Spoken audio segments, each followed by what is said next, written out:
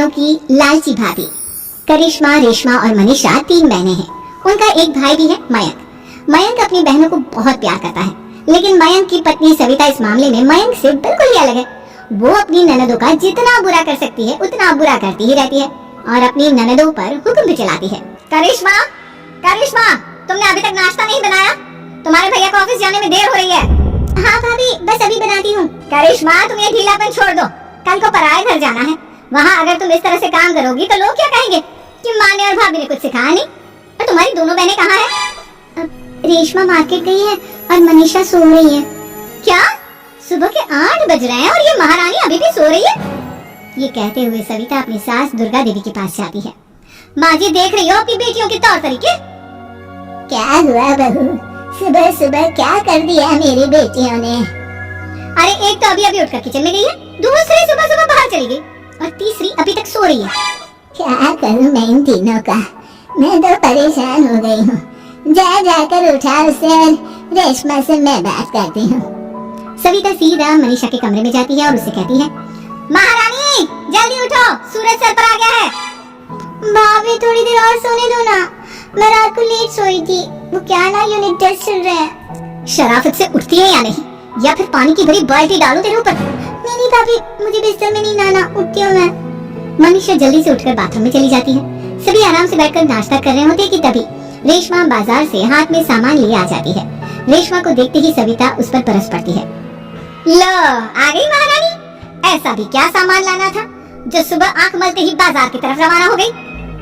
भाभी, कल आप ही तो चीख रही थी कि घर का सारा सामान मुझे ही लाना पड़ता है, घर में किसी को भी किसी काम से कोई लेना देना नहीं है। अब मैं बाजार जाकर सामान ले आई तो आपको इस बात से भी तकलीफ हो रही है? देख रही हो माँ जी, अपनी बेटी की जुबान कैसे से भी तेज चलती है। और मयंक, आप तो कुछ कहेंगे नहीं अपनी लाडली बहन को। रेशमा, अपनी भाभी से ऐसे बात नहीं करते। चलो माफी मांगो। भैया, मैं क्यों माफी मांगू? आप भाभी से बोलिए ना कि हम पर कम हुक्म चलाया करें। हम इस घर की बेटियां हैं और आपकी पत्नी की ननद है, नौकरानी नहीं। लो कर लो बात, इनकी भलाई के लिए कुछ भी बोलो तो इन्हें बुरा लग जाता है। इस घर में यही इज्जत है मेरी। देख लो माँ जी, आपकी बेटी किस लहजे में मुझसे बात कर रही है। सविता वहाँ से चली जाती है। मयंक को बहुत गुस्सा आता है, वो भी वहाँ से चला जाता है। फिर करिश्मा रेशमा को समझाती है, रेशमा तुम्हें भाभी से माफी मांग लेनी चाहिए थी ना। लेकिन दीदी, मैंने कुछ किया ही नहीं, तो मैं माफी क्यों मांगू? हाँ करिश्मा दीदी, रेशमा दीदी जैसे ही घर में आई भाभी ही उन पर चिल्ला रही थी। हाँ, मैं मानती हूँ कि गलती भाभी की थी। मैं तो इसलिए बोल रही हूँ कि भाभी ने माँ को तो पूरी तरह अपने वश में कर लिया है। वो हमारी बात सुनती ही नहीं। मयंक भैया हमारे लिए हमेशा खड़े रहते हैं, इसलिए उनकी बात का मान तो तुम्हें रखना चाहिए था ना। कोई फायदा नहीं दीदी, कुछ दिनों की बात और है, भाभी उन्हें भी हमारे खिलाफ भड़का देंगी। फिर वो भी माँ की तरह हमारी किसी बात का विश्वास नहीं करेंगे। इसी तरह सविता अपनी तीनों ननदों को किसी न किसी बात पर परेशान करती रहती थी। एक दिन मयंक अपनी तीनों बहनों के लिए गिफ्ट लाया। क्या रेशमा, ये तुम्हारे लिए हार का सेट। रेशमा, तुम्हारे लिए सुंदर सी ड्रेस। और मनीषा, तुम्हें किताबें पसंद है ना, तुम्हारे लिए किताबें लाया हूँ। थैंक यू भैया, थैंक यू भैया, थैंक यू भैया। करिश्मा, तुम्हारा नेकलेस कितना सुंदर है, ये भैया कहाँ से ले आए होंगे? मैंने भैया को 3 दिन पहले फोन पर ये डिजाइन दिखाया था और आज भैया ये ले आए। सविता तो अपनी ननदों के गिफ्ट्स देखकर जल गई और करिश्मा का नेकलेस तो उसे भी बहुत पसंद आया था।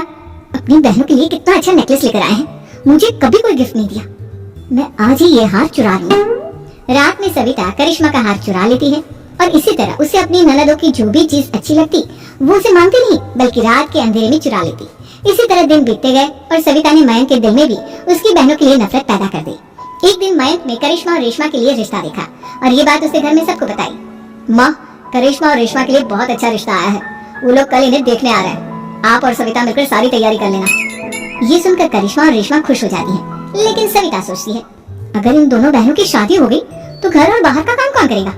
मनीषा तो 1 नंबर की कामचोर है, उससे तो किसी बात की उम्मीद लगाना ही बेकार है। मुझे इस शादी को रोकना होगा। अगले दिन सभी लड़के वालों के स्वागत की तैयारी करने में लगे होते हैं। तभी मयंक अपनी बहनों से आकर कहता है, तैयार हो गई तुम दोनों? देखो, दोनों लड़के बहुत अच्छे हैं, मैं कोई कसर नहीं छोड़ना चाहता, इसलिए तुम उनके सामने अच्छे से बिहेव करना और अपनी भाभी से लड़ने मत लग जाना। करिश्मा, तुम वो नेकलेस पहन लो ना जो मैं तुम्हारे लिए लाया था। भैया, मैं बहुत देर से वो नेकलेस ढूंढ रही हूँ, लेकिन मुझे मिल ही नहीं रहा।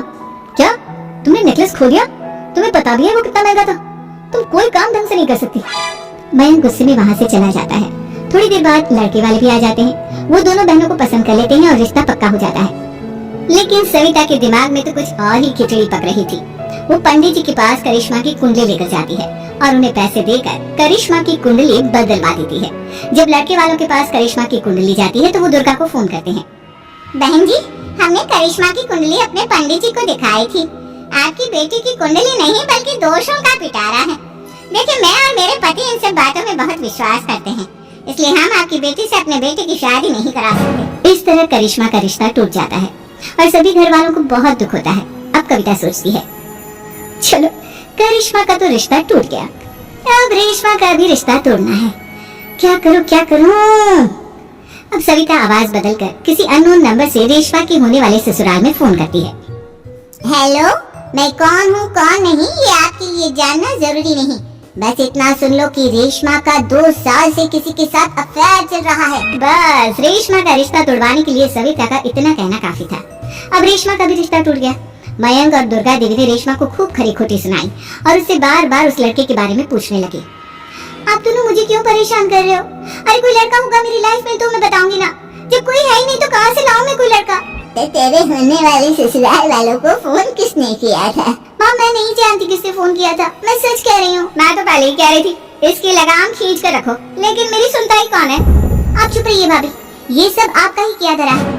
अब तीनों बहनों को विश्वास हो जाता है कि ये सब उनकी भाभी ही कर रही है। तीनों बहनें अपनी भाभी को सबक सिखाने के लिए एक वकील कर लेती है और घर में हिस्सा मांगा। देखो भैया, माँ बाप की जायदाद में जितना बेटों का हक होता है उतना ही बेटियों का, इसलिए इस घर के 4 हिस्से होंगे और हमें अपना हिस्सा चाहिए।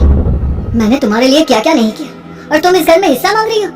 भैया, आप और माँ हम बहनों की कोई बात नहीं सुनते हो और भाभी हमारी शादी नहीं होने देगी क्योंकि उन्हें लगता है कि आप हमारी शादी में ज्यादा पैसा लगाओगे और उन्हें हम जैसी फ्री की नौकरानी कहाँ मिलेगी।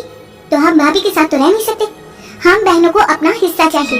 अरे तुम्हें शर्म आनी चाहिए अपनी भाभी पर ऐसा इल्जाम लगाते हुए, वो तुम्हारे बारे में कितना सोचती है। हाँ माँ, भाभी हमारे बारे में बहुत सोचती है, दिन रात बस यही सोचती रहती है कि किस तरह से अपनी तीनों ननदों को परेशान करूं और कभी मुझे पढ़ने भी नहीं देती। दोनों बहनों का रिश्ता भी तो इन्होंने ही तोड़वाया है और रात में हमारे कमरे में आकर हमारी चीजें भी चुराती हैं। इसी तरह सविता की तीनों ननदें अपनी बात पर अड़ी रही। अब कोर्ट में तारीख भी शुरू हो गई। जब सविता को लगा कि उसकी तीनों ननद इतनी आसानी से नहीं मानने वाली, तो उसने अपने पति और सास को सारी सच्चाई बता दी और अपनी तीनों ननद से माफी मांगी। मयंक और दुर्गा को भी अपनी गलती का एहसास हो गया। अब सविता खुद करिश्मा और रेशमा के लिए अच्छा रिश्ता ढूंढती है और उनकी शादी करवाती है।